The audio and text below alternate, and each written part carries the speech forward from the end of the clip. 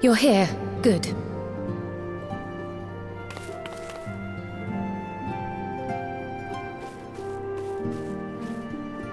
So, how are they?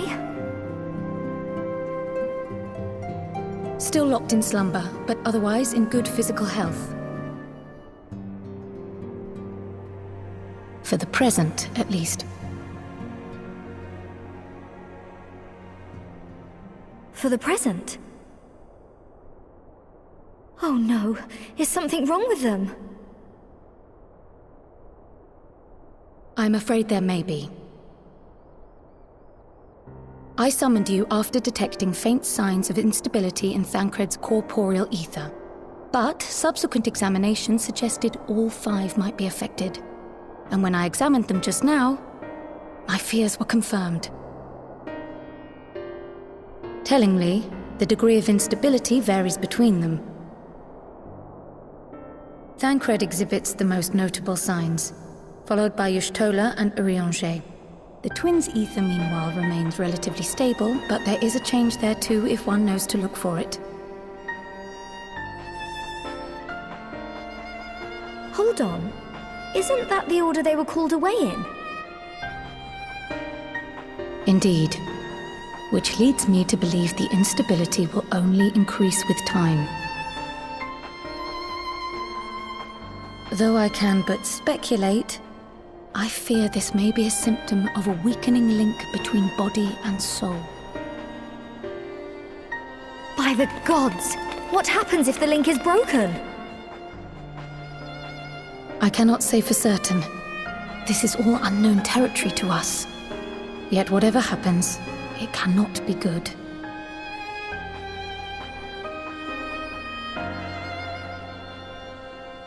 Mercifully, the instability is still only slight. And you may rest assured Master Matoya and I will do everything in our power to keep it from worsening. Be that as it may, it is imperative that you find a way to restore our friends' souls to their bodies.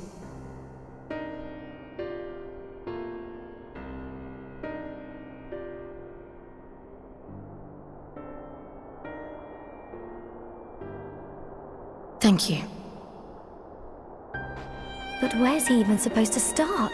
We had the greatest minds in the realm hunting high and low for an answer, and they ran out of places to look.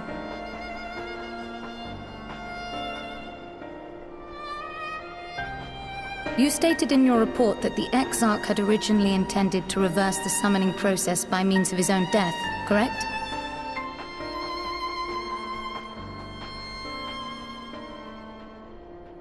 Raha always was a reckless young fool, ready to die for the first righteous cause that came along.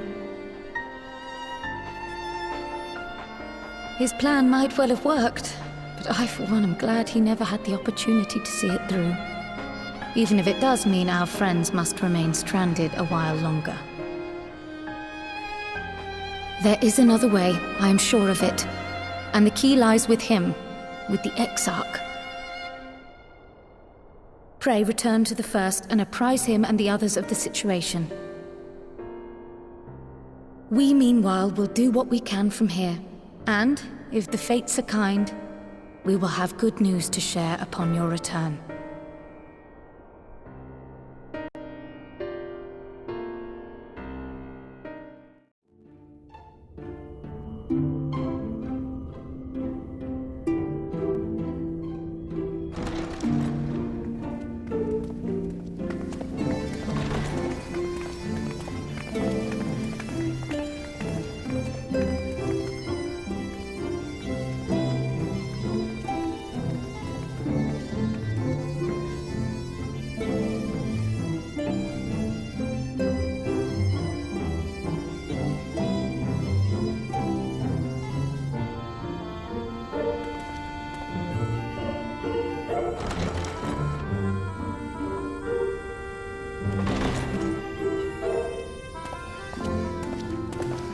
Pray excuse my late arrival.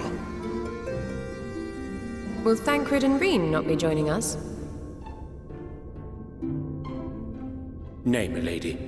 With apologies to all, they beg leave to pursue their investigation of the empty to its conclusion. Should matters here demand their presence, however, they did assure me that they would make themselves available. Yes, of course. Then let us proceed.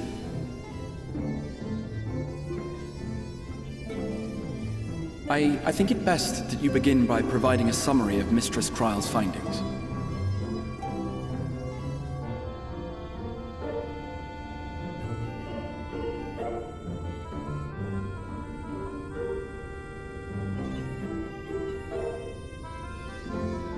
I suppose it was only to be expected that some change would occur. Yet our souls seem unaffected, to my eye at least. How long they will remain so is another question. Kryle is right. It is imperative we find a way to return to the source. Perhaps an explanation of the method by which I brought you here will yield some inspiration. Ere I begin, it must be noted that I am by no means a gifted mage. In order to employ powerful magics, I must rely upon the Crystal Tower and its boundless reservoirs of energy. The magic that summoned you was no exception. It is a singular spell, adapted through painstaking effort from the technique that transported me to the first. To use an analogy, it works by cutting a hole in the fabric of reality. A hole tailored to the object of summoning, through which it and it alone may pass unscathed. Though I succeeded in creating said hole, I failed to latch onto my intended target. Instead of you, the spell found those close to you, and ended up summoning them in their incomplete state.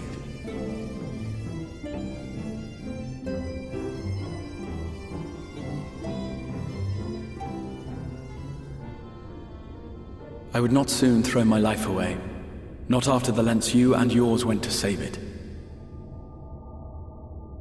And so long as I breathe, I will spare no effort to see you safely home.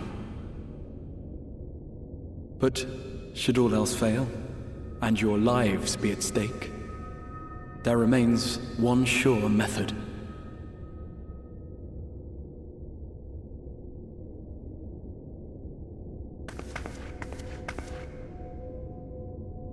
Oh! What was that for? How can you even entertain such thoughts? You owe your life to the Warrior of Light, and you don't get to die unless he says so.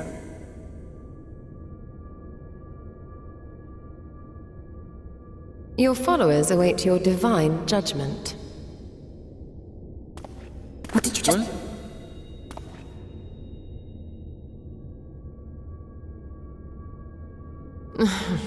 If the two of you have finished, perhaps we could return to our discussion? Rather than dwelling upon the multiple failed attempts at transference, I think it would behoove us to focus on the solitary success.